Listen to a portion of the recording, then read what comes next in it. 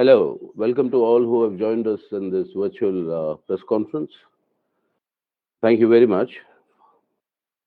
At the outset, on behalf of the Communist Party of India Marxist, we would like to hail this 64-day long peaceful struggle by lakhs of farmers demanding the repeal of these farm laws from all over the country. The 26th tractor march that was held was a parade that was unprecedented in independent India, with lakhs of tractors and more and more lakhs of farmers who participated in this very peaceful parade. The demand is for repealing of these agri laws because these are laws that will destroy Indian agriculture, destroy the Indian farmer, our annadatas, our food providers, and hand over Indian agriculture, its produce, its markets to corporate businesses, both international and domestic. And that is why it is in the highest spirit of patriotism for the sake of India and its economic sovereignty that these laws must be repealed, which were brought to begin with in a very, very surreptitious manner and a very anti-democratic manner, denying even the parliament the basic right to discuss, debate, and denying the members of parliament their right to vote on these bills, which is their fundamental right in the parliament. Any MP can stand up and say he wants a vote. That was denied, and those who asked for the vote were suspended from their respective houses of parliament. Now, this is unprecedented. It is complete draconian authoritarianism, totalitarianism, and it smacks of fascistic tendencies. In such a situation, the Republic Day parade was organized, and what was done with the Republic Day parade of the farmers is straight out of the playbook of the BJP's tactics. That is of distraction, destruction, and disinformation. And it is on the basis of this they have orchestrated the what they call the violence or the stray untoward incidents. And this stray untoward incidents they want to use to detract from the main issue. There are several questions that emerge from this incident of what happened at the Red Fort yesterday. I mean, the lakhs of farmers were moving on the agreed routes with the police, and this agreement was reached after a series of discussions, and they were proceeding on that. But one group or some splinter elements were allowed to deviate from this route. That would not have been possible but for the police connivance. How were they allowed to deviate? How were they allowed to reach up to ITO and then proceed towards the Red Fort? These are questions that once again show very clearly that this was an orchestrated attempt to divert the attention to a disinformation campaign. Unfortunately, with the media today propagating only this disinformation more than the actual facts, they were allowed to not merely reach up to Red Fort, but allowed to actually enter and climb up to the ramparts. Now, anyone who's familiar with the security arrangements in the Red Fort will tell you, and most of the members of parliament are familiar, and they'll tell you that it's impossible to reach the ramparts unless those gates are opened, which are normally kept under lock and key. How were the gates opened? Who opened them? Who allowed these people to go up to the ramparts and hoist the Nishan Khalsa there? How and all this smacks of a very, very, very clear connivance, and it's a orchestration of the events, and then use that as the pretext for the repression. Now it has been shown and very, very widely shown that these people were not only allowed to go up into the Red Fort ramparts, but also leave. No arrests were being made. It's all been shot on the media. Who are these people? But none of them have been picked up so far. And their links with the ruling BJP have also been established. Now, this is the methodology of the BJP that we have seen, particularly since after 2019. All anti government policy protests against the Citizenship Amendment Act, what was happening in JNU, what happened in Jamia Millia University, what's happened at the Shaheen Bagh. On all these cases, the disruption of all these peaceful, massive protests was done through the orchestration of violence.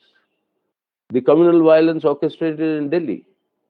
The perpetrators, those who gave provocative speeches that led to this violence, they are roaming around scot free, while the victims of these attacks are the ones who are now under police investigations, prosecuted, jailed, and some of them under draconian laws like the UAPA and the NSA. And it is the similar pattern that we see it unfolding also against the Kisan struggle. Now, there are already reports that at the various places where the Kisans have camped, those are being dismantled or orders have been given to evict it. And local, in the name of local people, organized political mobilization is taking place to create a confrontation between the Kisans and the people. This is most unfortunate, most dangerous, and most destructive. Now, while this parade has been hailed by everybody in the country for its discipline and for its mammoth size, on the same day, there were similar parades and solidarity actions all over the country. In almost all the states, these actions took place. So it is clear that there is a widespread disagreement with these agri laws or the farm laws, and the demand for their repeal is absolutely legitimate and in the interests of the country. 64 days they have been here. More than 150 of them have unfortunately died in one of the severest cold waves that we are seeing in North India today. And in this sort of a situation, such disruption through orchestrated violence, that is something that cannot be accepted in a democracy. And that is why the CPIM demands that now this parliament session is now beginning tomorrow. CPM demands that these laws must be repealed forthwith in the parliament immediately. Subsequently, the government can sit with the farmers and also all the other stakeholders, including their corporate friends, and bring fresh proposals before the parliament for the parliament to deliberate and discuss in a proper manner, which is the usual practice in the parliament, until it has been destroyed. Now, since 2019, particularly, in that, after such a discussion, and through the parliamentary mechanisms of committee scrutiny, then fresh laws, if necessary, can be brought. But immediately, these laws need to be repealed. And what we have been demanding, CPIM, I, as a member of parliament in 2017, had written to the Prime Minister saying, enact a law for making it compulsory for the right to sell at MSP for all Kisans in the country. An MSP that covers all crops and covers all Kisans is what is required. And that is what we would demand. And in this session of Parliament, the CPIM will move for the repeal of these laws. Already today, 16 parties in the Parliament have jointly issued a statement announcing the boycott of the address of the Honorable President of India to the joint session of the Parliament, which is the customary address done when the Parliament begins fresh out in every new year. This is unprecedented, such a boycott.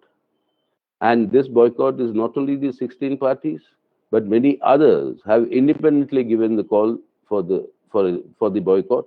So tomorrow, in all likelihood, it will only be the ruling party there when the president delivers his address, and this is an indication the degree to which all institutions in our country are being destroyed: constitutional authorities, parliament, the judiciary, the election commission. And it's very, very unfortunate and a very sorry state of affairs for Indian democracy and parliamentary democracy in India. This has to be resisted. This will be resisted. The CPIM appeals to all the political parties, Kisans, and all people of India to rally together in the defense of our country, in the defense of our constitution. And this will be taken up in a big way, both inside and outside the parliament, through popular mobilizations. And that is what the CPIM has decided will be our future course of action. This is something to which, again, I repeat, appeal to everyone to come in solidarity and join us. So thank you very much for joining. If there are any questions, you may just forward them to me through the procedure that has been shown to you. I mean, that has been already been told to you, and those I will answer. But as the questions are still coming, I will very briefly in Hindi recapitulate what I said. The मुख्य बात तो ये है, आज हमारे किसान आंदोलन जो 64 दिन से बड़ी शांतिपूर्वक ढंग से जो चल रही थी, 150 से ज्यादा शहीद हो गए हमारे किसान इस ठंड में अनेक कारणों से, और इसके बावजूद सरकार आज भी सुन नहीं रही है।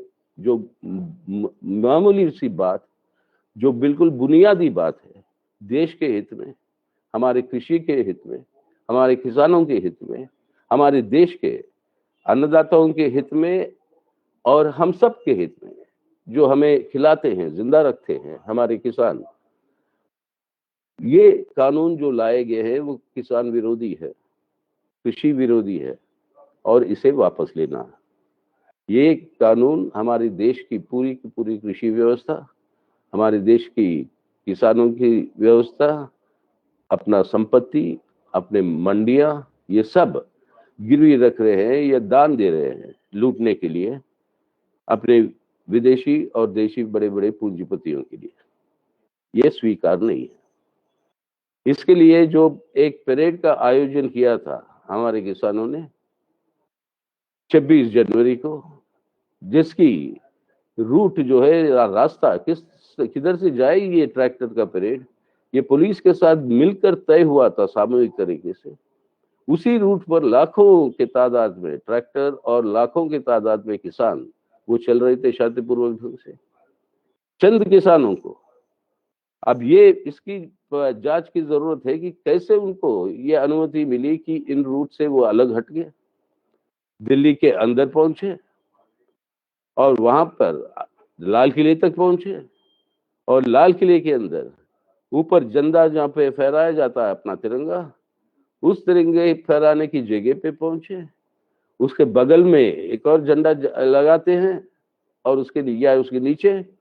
लेकिन जो भी जानता है हमारी सुरक्षा की व्यवस्था लाल किले के अंदर, सबको पता है ये सब असंभव है, क्योंकि कई सारे गेटे हैं वहां पर जिसके ताले लगे हुए हैं, और जब तक वो ताला नहीं खुलता है आप वहां तक पहुंच भी नहीं सकते जहां से झंडा फहराया जाता है। और ये सब एमपी होने के नाते सबको पता है, जो लोग वहां पे जो जाते हैं।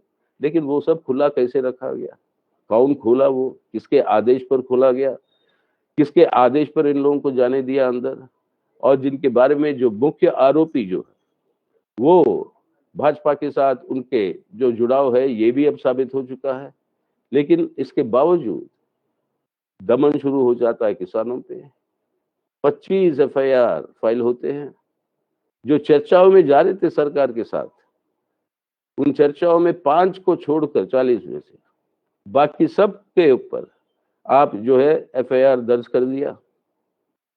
ये सब, ये दमनकारी, ये जो हो रहा है, ये एक आदत बन गई इस सरकार की। 2019 के बाद से हमारा ये नागरिकता कानून की संशोधन जो लाई गई, उसके खिलाफ में जो आंदोलन हुआ, जेएनयू के अंदर जो आंदोलन चल रहा था, उसके ऊपर जो हिंसा की गई, जामिया मिलिया में जो हिंसा की गई, वहां सब की जगह जो हिंसा करवाए, दिल्ली के अंदर जो ये सांप्रदायिक हिंसा जो हुई थी, उन सब में जो हिंसककारी है, जो जानते हैं, जिनके बारे में पता है, सबूत है और सब वीडियोस में कैप्चर हुए हैं, उनके ऊपर कोई कार्रवाई नहीं। लेकिन जो इस हिंसा के शिकार बनते हैं, उन सब के ऊपर कार्रवाई। कई सारे उनके अंदर जेल में हैं। अपने बच्चे बच्चियां जो पढ़ रहे हैं, उनको डाल दिया गया है यूएपीए में, एनएसए में, वगैरह वगैरह। अब इस तरीके की दमनकारी और शोषण करने हुए निरंकुश सरकार आज तक हम इस तरीके से देखा नहीं। जो अपने देश के संविधान को रद्द कर रहे हैं, ध्वस्त कर रहे हैं, जनवादी अधिकारों को और मौलिक अधिकारों को ध्वस्त कर रहे हैं, और देश के ऊपर एक ऐसी परिस्थिति ले आ रहे हैं जो भारत, जो एक धर्मनिरपेक्ष जनतंत्र का गणराज्य है, जो हमारा संविधान हमें सौंपा है, उस भारत को आज जो है नाश करने की जगह पर तुले हुए हैं। ये स्वीकार नहीं। इसलिए हम कह रहे हैं कि ये इसको एक कारण और बहाना बना के 26 जनवरी को जो एक घटना जो घटी, जहां पर बीजेपी के साथ ही जुड़े हुए लोग जो ये काम करते हैं, मिलीदारी से, भागीदारी से, और प्रशासन की जो उनको ये अनुमति देती है कि पहले रूट से अलग होना, लाल किले तक पहुंचना, वहां पर जो किया गया वो काम करना, ये सब जो हुआ है, इसको एक कारण बताकर आज जो असली मांग है कि इन देश विरोधी कानूनों को वापस ले, इस काम को करना होगा। पार्लियामेंट के अंदर हमारी पार्टी बाकी सभी विपक्षी पार्टियों के साथ जो तैयार हैं, उन सबके साथ मिलकर इसी के लिए हम इसको, इन कानूनों को रद्द करने के लिए हम आज पार्लियामेंट के अंदर ये कार्रवाई को आगे बढ़ाने की हमारा निर्णय है। 16 पार्टियां आज मिलकर बयान दिए हैं कि कल राष्ट्रपति महामहिम की जो भाषण होती है दोनों सदनों के सामने, उसका बॉयकॉट करेंगे। इन 16 पार्टियों के अलावा कई और पार्टियां हैं जो अलग अलग अपने घोषणाएं की कि वो भी बहिष्कार करेंगे। तो ये है, कल शायद ये भाषण जब दे रहे होंगे हमारे राष्ट्रपति महामहिम, तब सिर्फ सत्ता पक्ष के लोग ही रहेंगे वहां पे, विपक्ष का कोई नजर नहीं आएगा। अब इस तरीके की परिस्थिति में सरकार सुन ले बात, मान ले बात देश हित में, इन कानूनों को जो हमारी संपत्ति को पूंजीपतियों के मुनाफे के लिए सौंप देती है, अपने अन्नदाताओं को कुर्बान करती है, इसको वापस ले। इसके लिए पार्लियामेंट के अंदर और बाहर मार्क्सवादी कम्युनिस्ट पार्टी पूरी की पूरी कोशिश करेगी। जन आंदोलन के आधार पर जो शांतिपूर्वक ढंग से हम इसको आगे ले जाने की ये हमारा निर्णय है। अब सवाल कुछ आई है, एक आया है कि ये जिगीश से, जो हिंदू बिजनेस लाइन से है, what protest plans other than boycotting the presidential letters the opposition is adopting during this session? Will there be a joint meeting of opposition parties during the session? Joint meetings are already taking place in terms of consultations. Of course, there'll be joint meetings. Of course, there'll be flow coordination in the parliament. But the main direction in which we are going is we are going to move jointly seeking the repeal of these laws. The parliament, in an undemocratic manner, in a completely anti-democratic, destroying the parliamentary procedures and traditions, adopted these bills, and is the parliament that has to withdraw them. That is the direction in which we will be moving to withdraw this thing. So far, the political parties are not part of the protests at the five borders. Now, since the BJP government in the center and the UP, Haryana have decided to remove farmers from various protest sites, will the opposition parties start a more proactive role in these protests?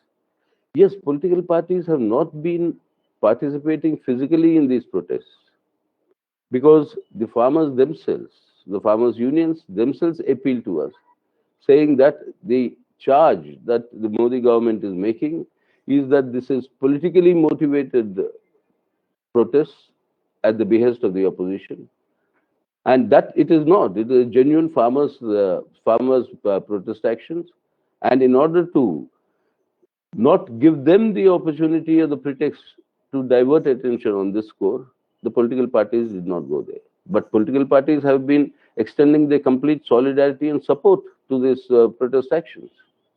And that solidarity and support will continue, and they will be more a proactive role, and that will now be the focus of that will now be in the parliament, and on that basis, outside the parliament, through popular mobilizations in a peaceful manner, these protests will continue.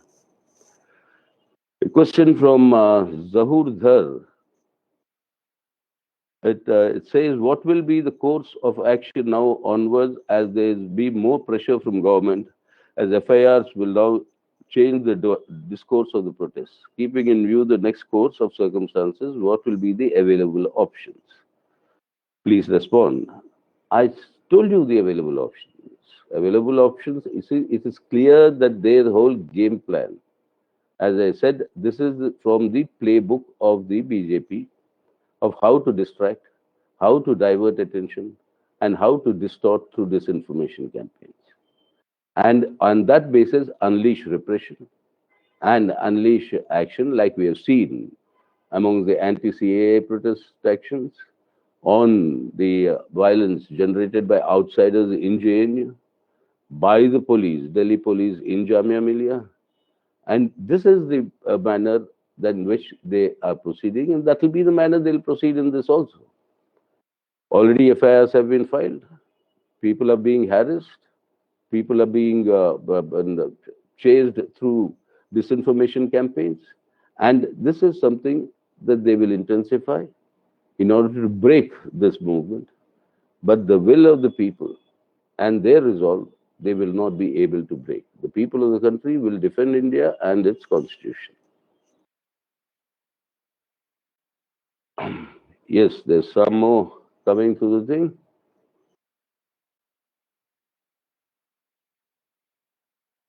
Well, I don't know if the internet connections have been restored today, or they're still disrupted like